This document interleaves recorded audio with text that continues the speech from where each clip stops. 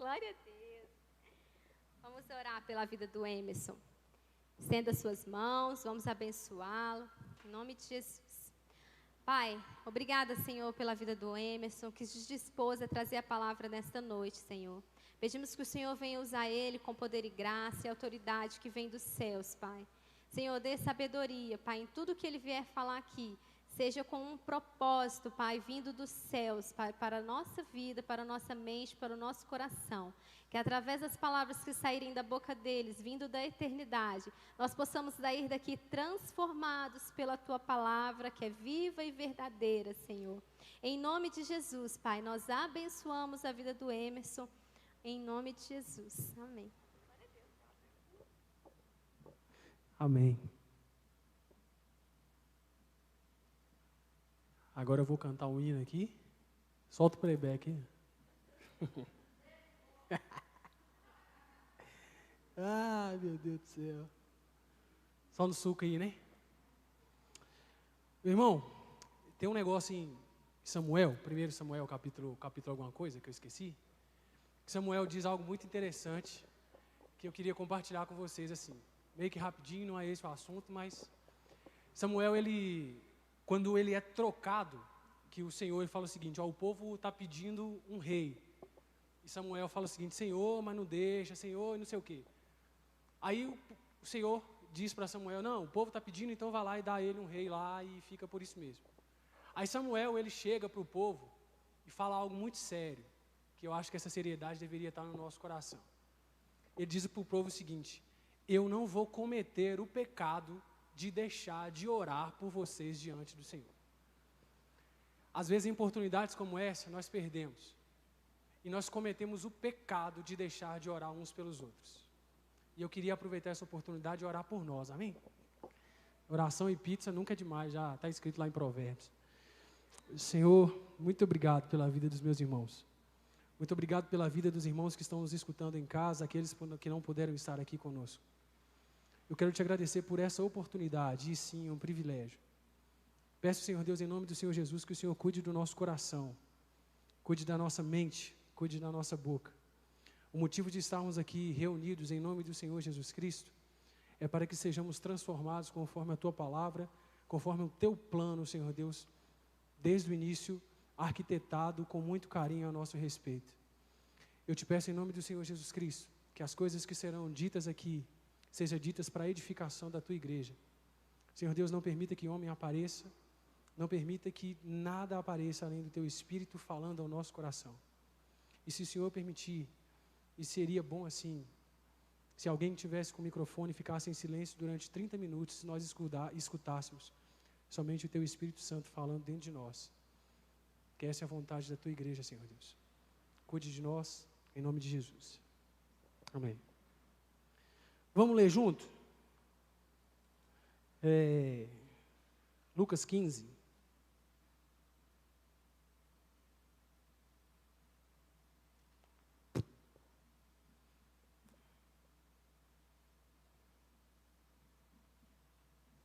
Lucas 15, 1 e 2. Tá lá? O cara é violento. Eu vou ler na minha aqui que eu sou do contra. E chegavam-se a ele todos os publicanos e pecadores para ouvir. E os fariseus e os escribas murmuravam, dizendo, este recebe pecadores e come com eles. Meus irmãos, a gente tem pouco tempo para construir um raciocínio e eu queria construir esse raciocínio com você. Se você ficar com dúvida de alguma coisa, depois você ora e pede o Senhor para falar mais.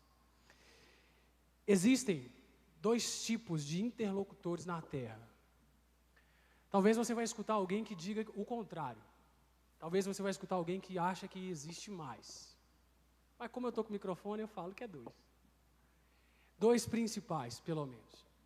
A gente começa a resumir, e nós vamos entender que nós vamos acabar em dois tipos de interlocutor. Interlocutor é aquele que escuta, tá bom? E Jesus, ele começa a falar para esses dois tipos de pessoas, cara. E eu acho que a gente precisaria, com muita importância e seriedade, identificar quais desses interlocutores somos nós. Porque ouvir, todo mundo ouve. Quem está dormindo aí, levanta a mão. Está todo mundo ouvindo, está vendo? Ouvir, todo mundo ouve. O problema é como você ouve. E Jesus, ele começa a ensinar para esses dois tipos de pessoas, e para construir esse raciocínio, eu queria ver com vocês, passo a passo. Se você não me conhece, e quem me conhece sabe que eu sou meio lerdo, eu preciso entender o significado das palavras para poder aprender o negócio. E eu queria passar isso com vocês. com vocês. Por exemplo, no verso 1, está dizendo que os publicanos e pecadores iam para ouvir, cara, Jesus. Eu estava um pouco curioso a respeito disso. Falei, poxa, peraí, o Senhor está comparando o publicano com o pecador. Tem alguma coisa errada nesse negócio. A gente sabe muito bem o que é um pecador. E um publicano? O publicano é um cara que cobrava impostos na época para o imperador. Ele saía recolhendo dinheiro para todo mundo lá. E como toda pessoa que tem pouco estudo e mexe com muito dinheiro, a corrupção entrou no cara. E o cara, ao invés de colher só impostos do que o imperador pedia para ele colher, ele colhia um pouco mais e guardava o resto. Ou seja, imagina só, foi escolhido um dentre nós aqui para colher impostos de nós mesmos. E esse cara, que é igual a nós, começa a roubar dinheiro nosso. O que você vai achar desse cara? Ninguém gostava do cara, irmão. Então o publicano era quase que a escória da sociedade. Ninguém gostava do cara, só ele e a esposa.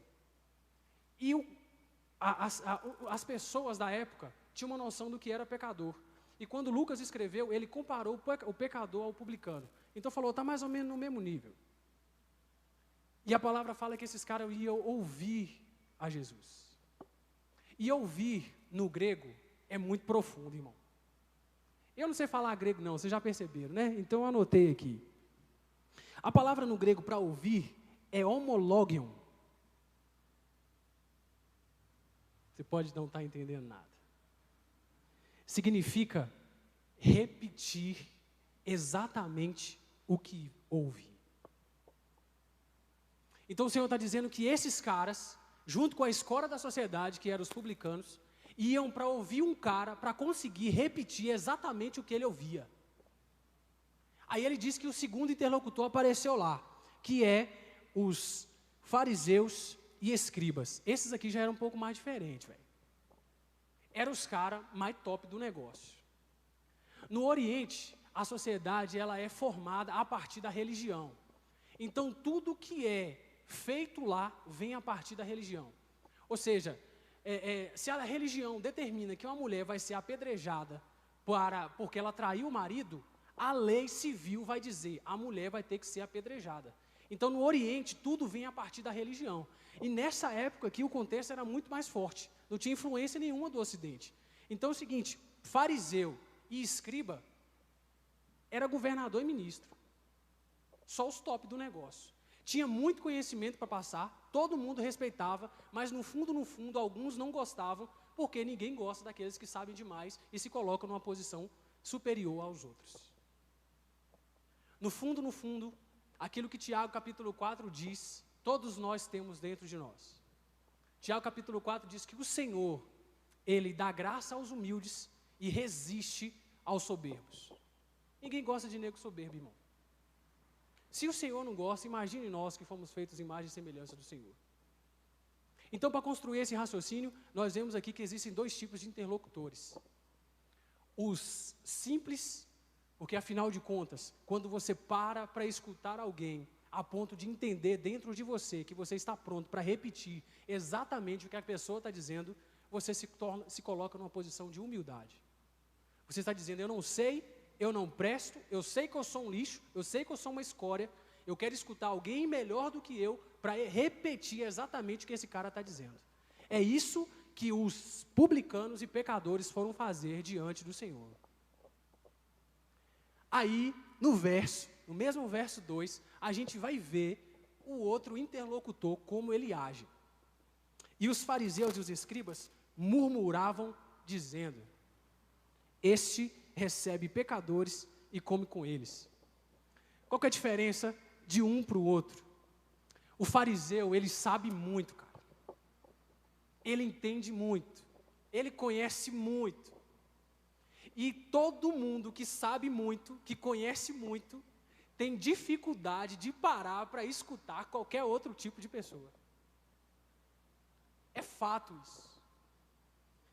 Saiu uma pesquisa dizendo que um jovem hoje de 12 anos tem quase 10 vezes mais conhecimento do que o imperador romano na sua época. Já parou para pensar nisso? Conhecimento. Você já parou para pensar que nessa idade da juventude é a idade que a gente menos quer escutar as pessoas? Já parou por quê? Já parou para pensar por quê? Porque você conhece muito, irmão. Vem um velho, faltando 3 dentes na boca, falar de você, de vida. Ô, meu filho, na minha época era assim, assim, assado. Ô, irmão, sua cabeça está lá em Nárnia. Você não está pensando em nada. Porque no fundo, você sabe, você está doido, velho. Você não sabe nem o que é Facebook, rapaz. Eu conheço demais. Quanto mais conhecimento você tem a respeito de alguma coisa, mais dificuldade você tem de escutar qualquer pessoa. Não importa, pode ser a pessoa mais top do universo, você tem dificuldade de escutar. É fato isso. Qual que era a diferença desses dois interlocutores? Uns achavam que conhecia muito e tinha dificuldade de escutar. Outros tinham certeza que não sabia de nada e o que viesse era lucro, irmão. O que viesse era lucro. A nossa sociedade hoje, e já há um tempo isso, vive em uma transição nesses dois interlocutores, nesses dois papéis. E é uma luta interna dentro de nós a ser vencida, cara. Nós temos acesso a muito conhecimento. Muito, muito, muito. Você não tem noção disso. Mas também nós precisamos entender que esse conhecimento não significa nada se não tivermos humildade para ouvir quem tem a dizer alguma coisa. Nós vamos continuar lendo o capítulo 15 depois, e você vai entender como o ouvir transforma todo o seu futuro e muda tudo. Jesus, ele dizia exatamente as mesmas coisas para pessoas diferentes, e elas entendiam coisas completamente diferentes. Exatamente a mesma coisa. Aí como você pode dizer, peraí, velho, tem alguma coisa errada com isso? A gente tem a audácia de dizer que os fariseus, eles não quiseram aceitar Jesus como Cristo. Mas algo que nós não percebemos, e eu volto em Tiago capítulo 4 novamente, é que na verdade é o contrário. Você já leu Tiago capítulo 4? Eu anotei aqui. Tem como colocar aí, irmão? Tiago capítulo 4, verso 6. Pensa nisso, irmão. Olha o que está escrito nesse negócio. Tiago capítulo 4, verso 6. Antes, ele dá maior graça, portanto diz, Deus resiste aos soberbos, mas dá graça aos humildes. Você sabe o que é resistir, irmão? Já parou para pensar nisso?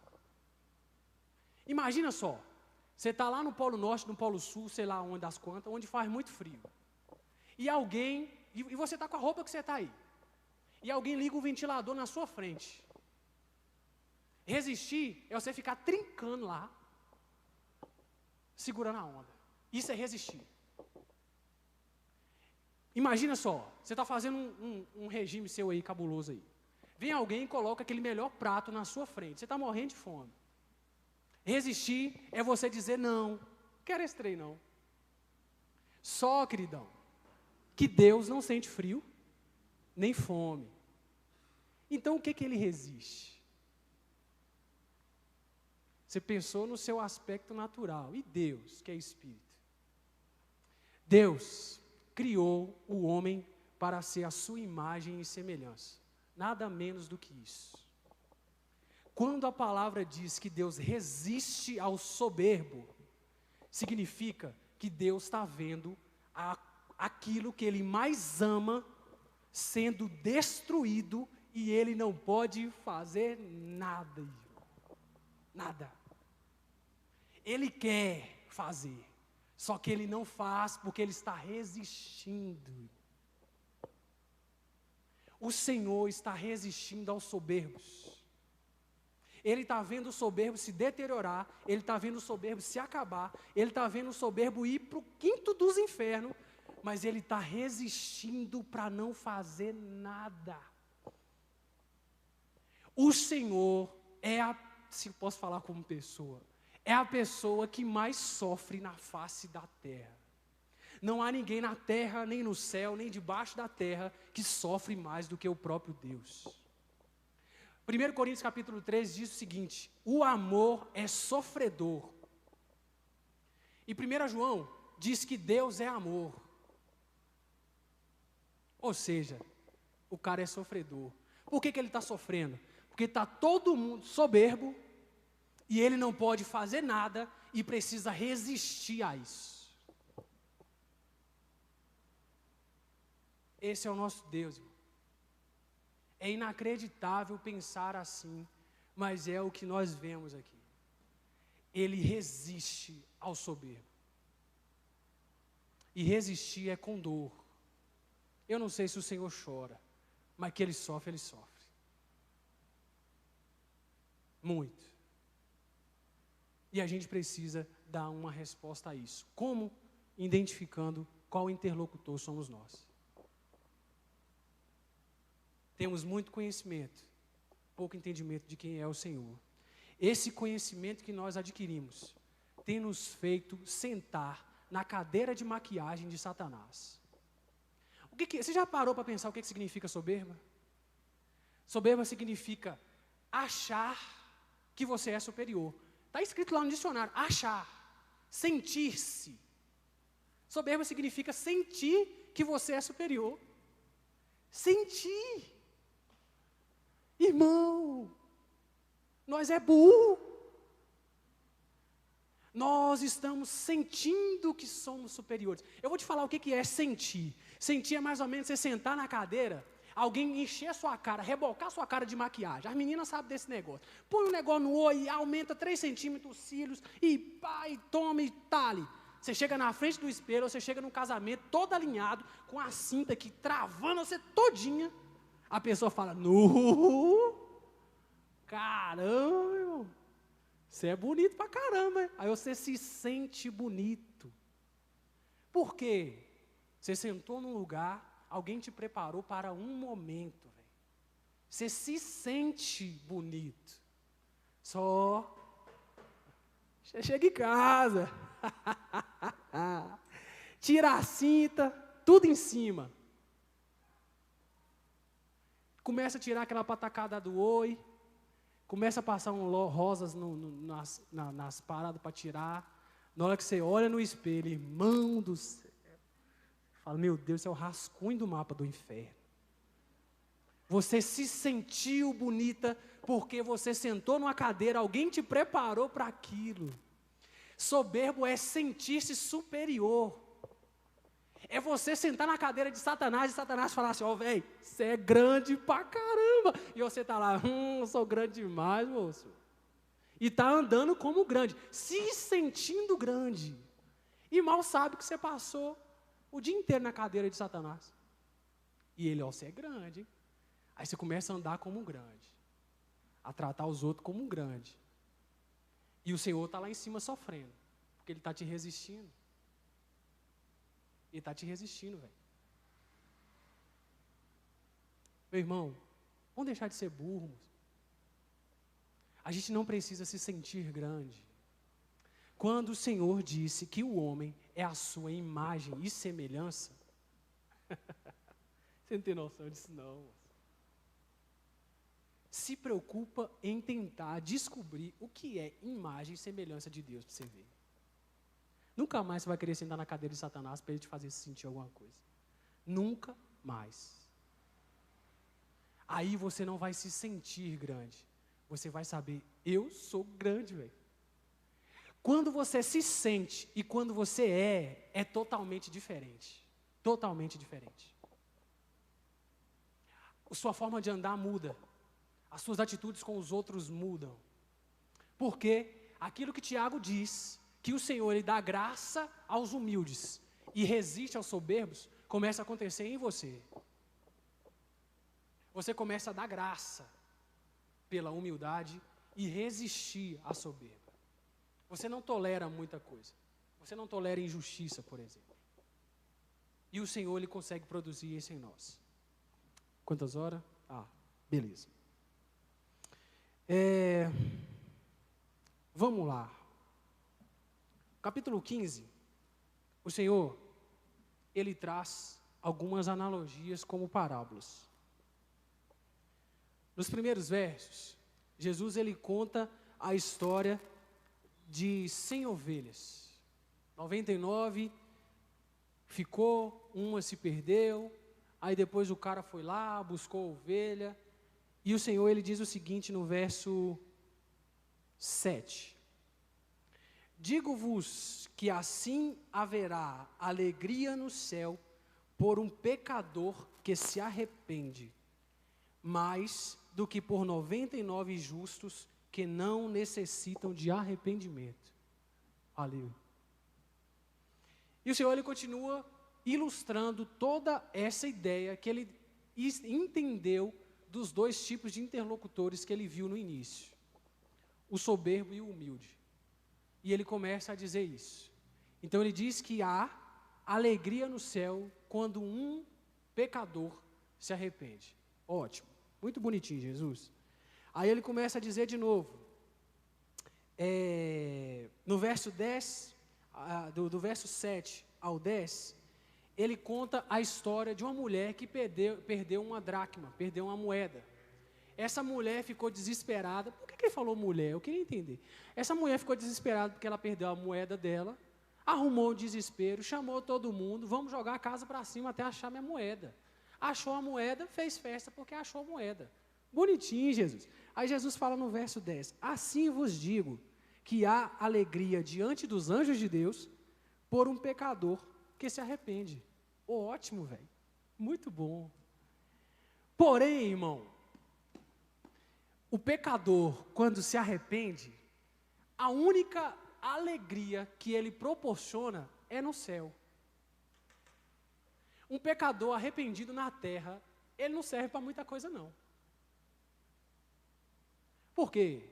Porque ele vai pecar hoje aqui, amanhã ele erra, vai se arrepender, aí tem festa no céu. Amanhã ele erra de novo, se arrepende, festa no céu.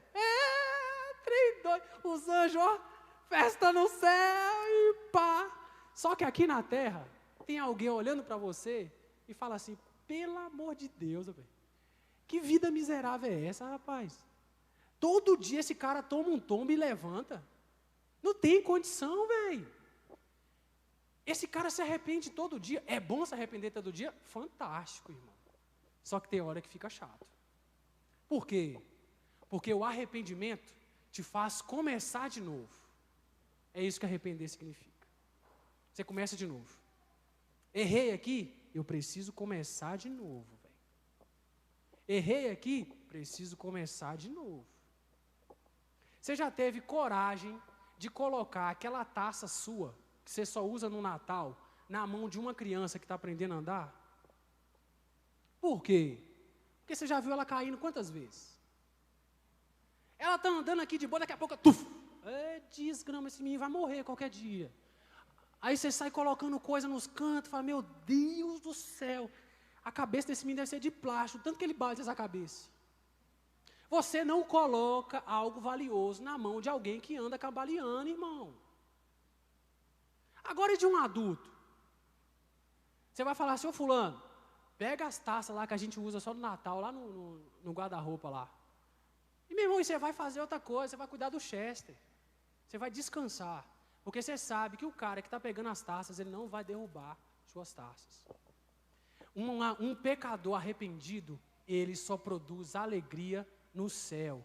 Aqui na terra, ele só produz desconfiança. Só. É bom arrepender? Demais, irmão. Você tem que arrepender todo dia?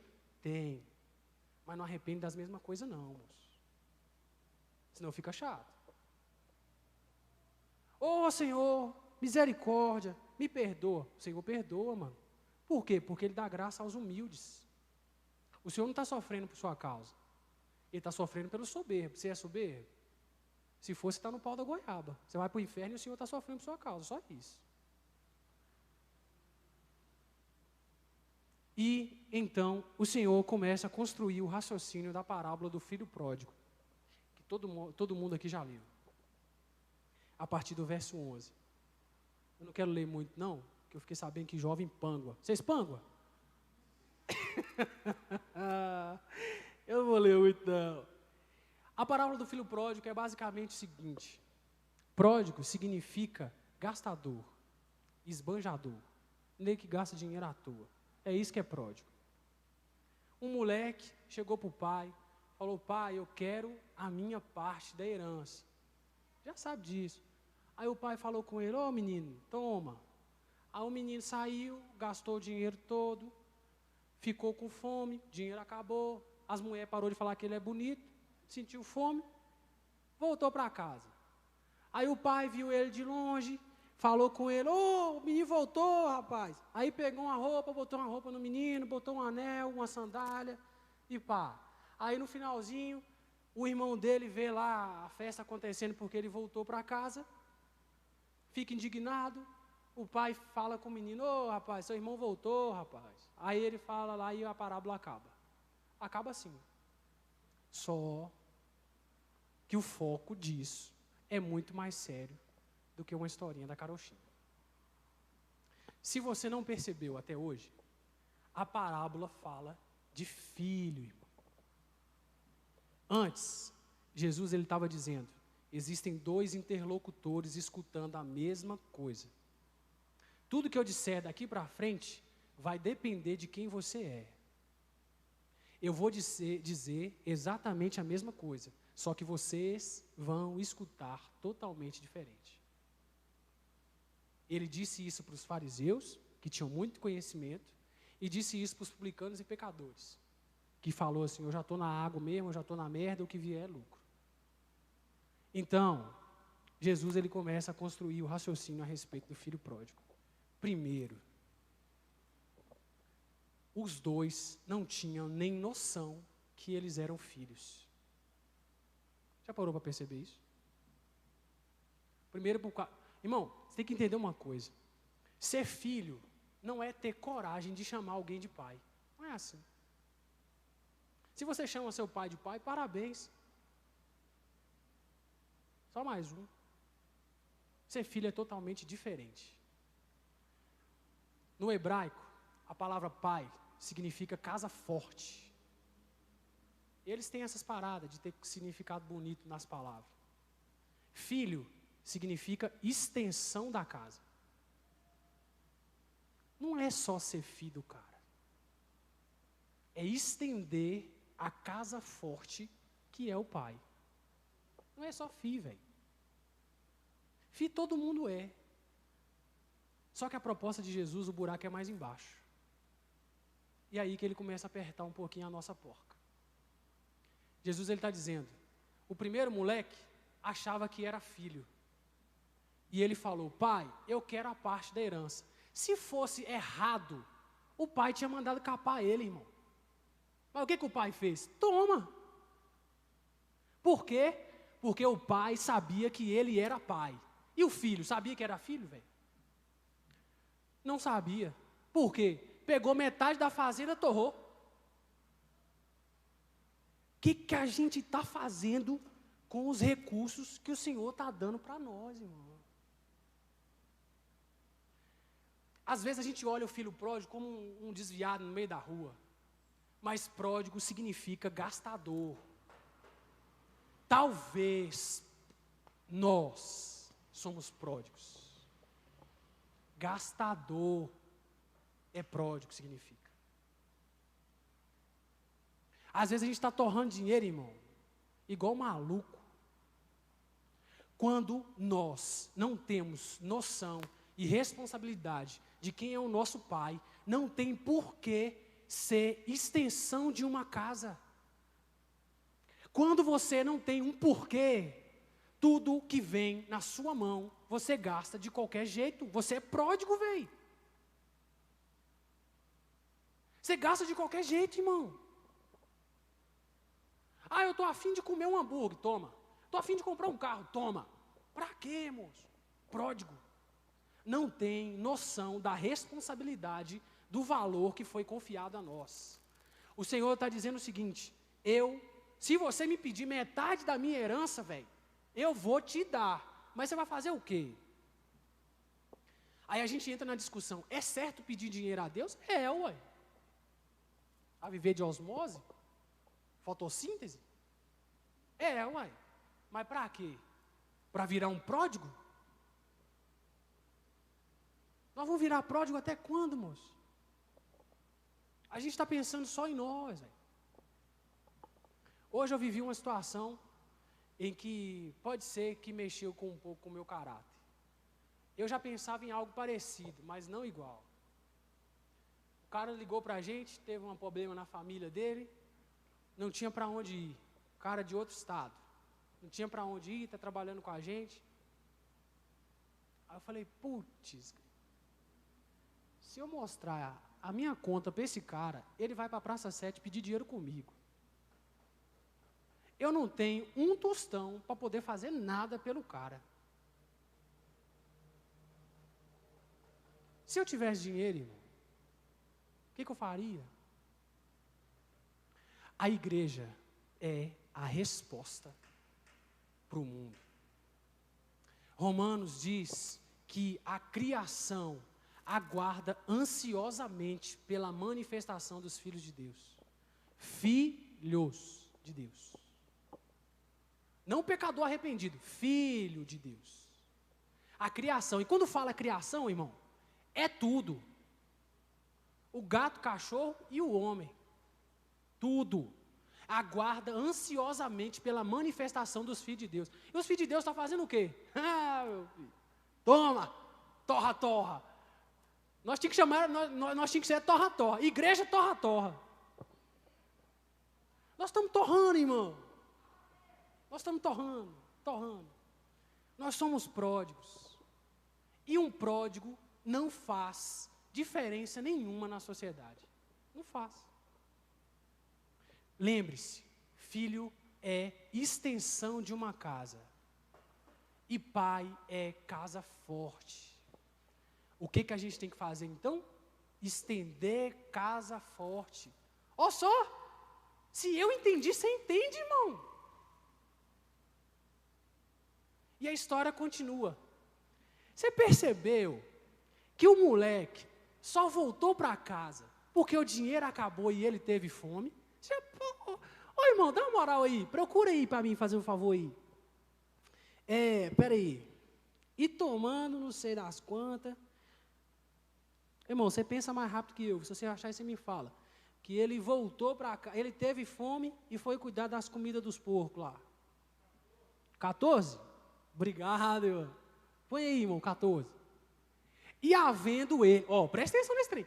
E havendo ele gastado tudo, houve naquela terra uma grande fome. Coincidência. Gastou tudo e veio a fome. E começou a padecer necessidades. Passa outro, irmão, por favor. 15.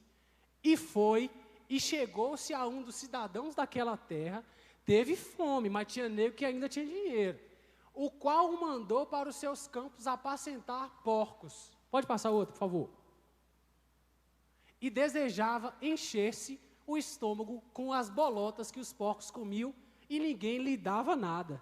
Aí você fala, meu Deus, ele se arrependeu. Arrependeu nada, irmão, ele foi fome. Arrependeu não, moço. Ele foi inteligente. Espera aí, vou fazer uma conta aqui.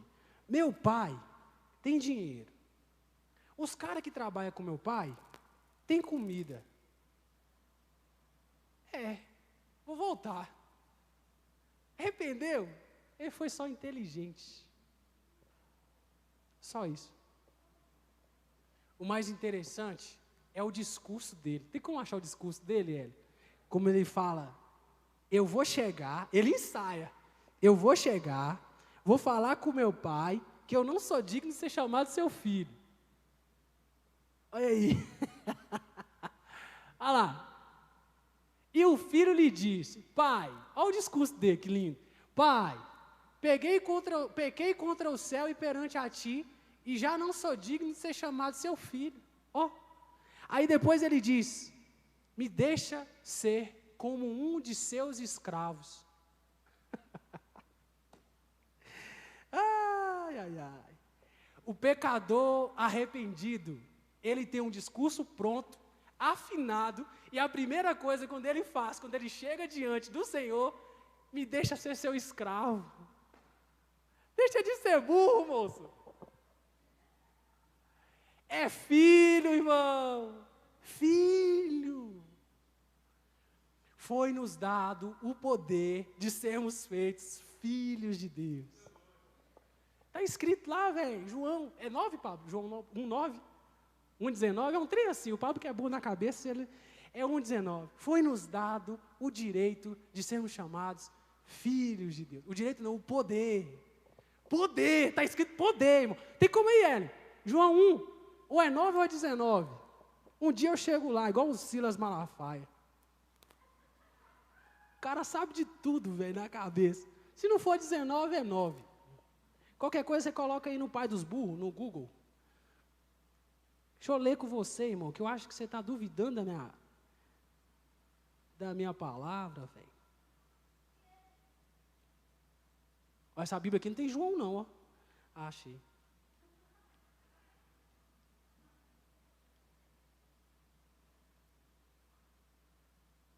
Não é 19, não.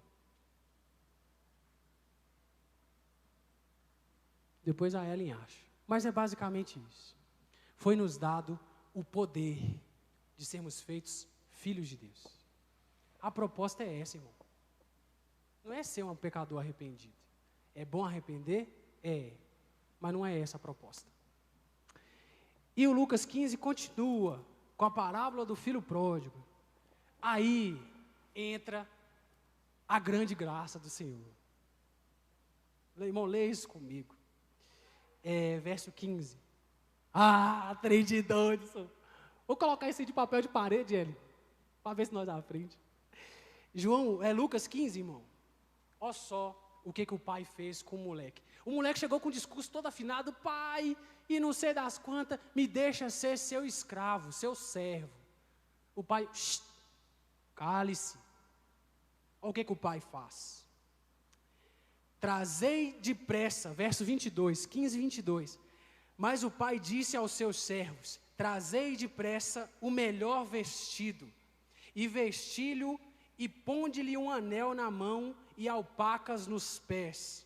Trazei o bezerro cevado e matai-o, e o comamos e alegramos, porque este meu filho estava morto e reviveu, tinha se perdido e foi achado, e começaram a se alegrar. O moleque chegou com o discurso, me deixa ser escravo. O pai,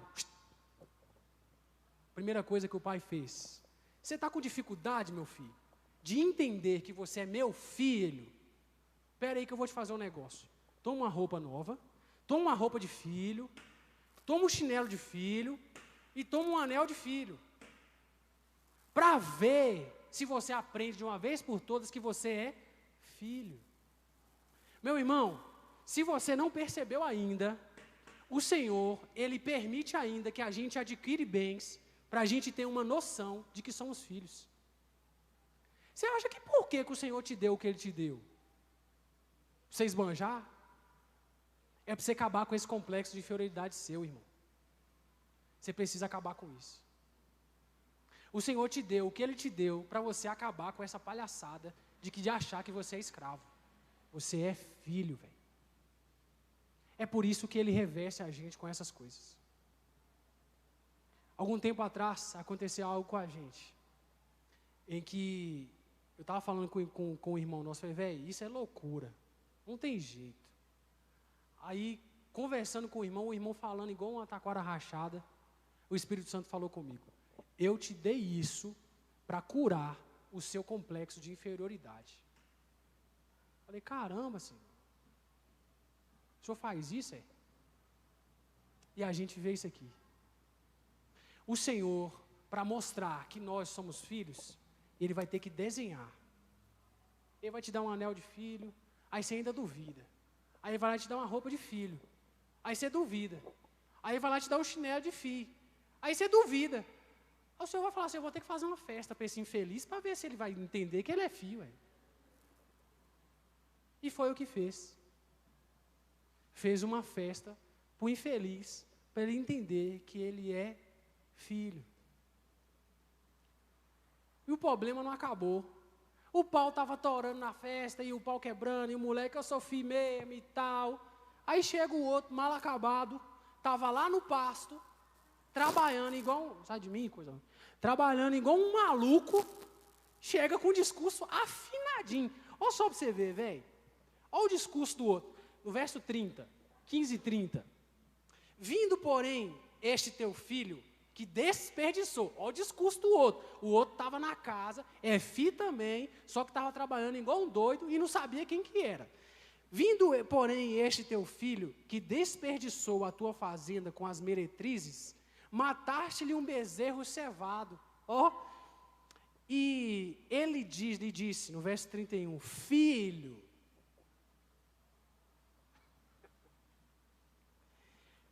tu sempre estás comigo, e todas as minhas coisas são suas.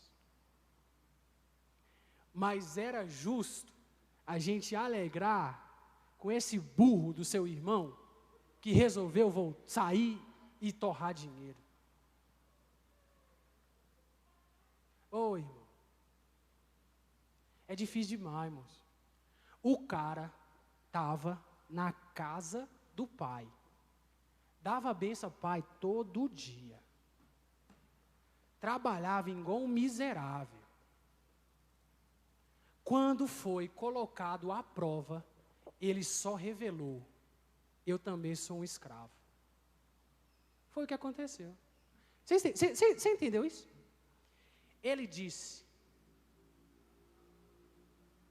eu não sei onde está não.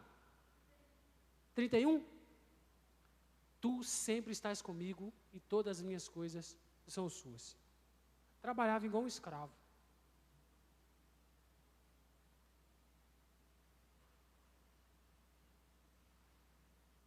E nós, véio, quando a gente não sabe o papel de um filho, a gente trabalha igual um doido, pega o dinheiro, torra, e quando o pai chega para nós, em uma determinada situação, nós revelamos que nós só somos seus escravos. Só isso.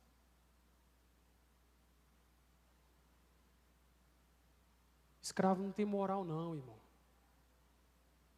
A luta de Jesus o tempo inteiro foi, deixa de ser escravo, você é filho. Por que eu sou filho? Porque você é imagem e semelhança de Deus. Esses dias eu estava conversando com uma prima minha e lembrei de um salmo. O salmo de Davi. Davi era muito doido, irmão. Homem doido, velho. Ele escreveu, vós sois deuses. Falar isso é esquisito, né? Só que Jesus reforçou. Vocês não viram que estava escrito que Davi disse? Vós sois deuses. Só que nós estamos vivendo como o quê, moço? O que um Deus faz? Ele tem o poder de fazer o que ele quiser. Aí é que está o perigo. Ele pode fazer o que ele quiser, inclusive sentar na cadeira de Satanás, para se achar e passar uma maquiagem.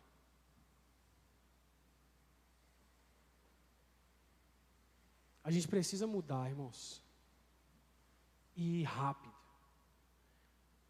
Me deu o meu horário. A palavra fala que, Romanos, que a criação aguarda ansiosamente pela manifestação dos filhos de Deus. Filho. Se a gente não for esses, a gente vai ser um pecador arrependido. Vai ter festa no céu todo dia por nossa causa. Todo dia. Pode ficar tranquilo, moço. Os anjos estão lá espocando aquele trem. Puf! Somos um pecador arrependido. Só que ninguém irá confiar a sua taça de Natal nas nossas mãos. Você quer dinheiro? O Senhor vai dar, só pedir. Pedir e dar-se-vos-á. Buscar e achareis. Bater e abrir-se-vos-á. É promessa, irmão. Tudo que pedires em meu nome, eu vou-lo concederei. Jesus disse isso. Tudo, tudo, tudo. Você quer? Toma. Mas para quê? Você vai ser extensão de casa ou um pecador arrependido? Essa é a proposta do Senhor para nós. A gente precisa mudar e rápido, rápido, rápido. Tem nego passando fome aí fora. Tem nego precisando de roupa aí fora. Tem casamentos sendo destruídos aí fora. Os nossos jovens estão indo tudo para bala. E a gente precisa ser resposta dessa geração, velho. Não é um discurso afinado. É o que é. Só que a gente só vai conseguir fazer isso sendo filho. Se não for filho, a gente vai ser igual eles. Se arrependendo todo dia. Todo dia a gente vai estar arrependido. Todo dia. Pela mesma coisa. Vamos orar? Senhor, obrigado por Jesus Cristo. Obrigado pelo entendimento da Tua palavra. E nós te pedimos em nome do Senhor Jesus, que o Senhor possa crescer em nosso coração. Senhor, muito obrigado pelos anéis que o Senhor colocou em nosso dedo, para poder afirmar que nós somos filhos Teus. E mesmo assim nós não entendemos. Nós pegamos esse anel e nós torramos ele no cobre. Muito obrigado pelas roupas que o Senhor concedeu a nós, para afirmar que nós somos Seus filhos. Mas nós ainda também não entendemos. Nós pegamos essas roupas e vendemos. Muito obrigado, Senhor Deus, pelos bens que o Senhor confiou a nós. Mas nos perdoe, Senhor, nós ainda não entendemos. O que eu te peço, Senhor Deus, é que hoje, daqui, sairá um pecador que se arrependeu e se arrependeu de ser pecador arrependido. Hoje daqui sairá alguém que fará o compromisso com o Senhor de assumir o papel de filho do Senhor. Nos perdoe, Senhor, a gente não sabia. Cuide do nosso coração. Cuide do nosso caráter em nome de Jesus. Vamos cantar um hino? Vamos ficar de pé? Estica o esqueleto aí, que você está panguando.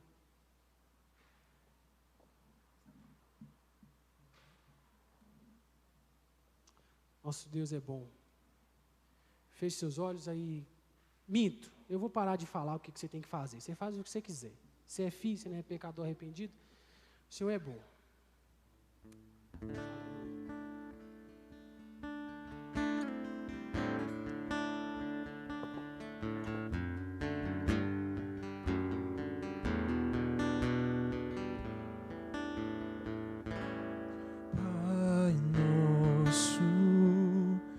Estás no céu, santo é o teu nome, venha a nós o teu reino, seja feita a tua vontade na terra